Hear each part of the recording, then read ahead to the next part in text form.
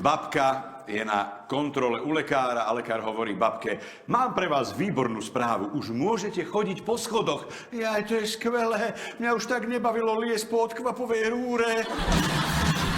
Takí dvaja stoja, jeden hovorí, že počúvaj ma, čo to tam hore svieti?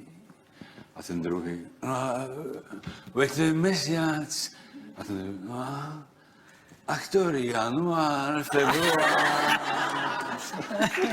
Teraz mám obdobie študenta matematicko-fyzikálnej fakulty, ktorý brigáduje v reštaurácii a zavolá jeden host a hovorí: dobrý večer, ja by som chcel stôl pre 3 na 8.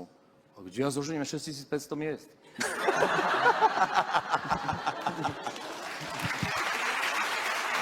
Príde chlapík do knižnice a hovorí: prosím vás, máte nejaké knihy o samovraždách? A ona hovorí: samozrejme.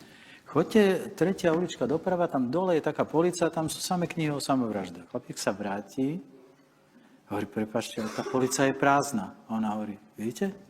To sú ľudia, si požičajú a nevrátia. No.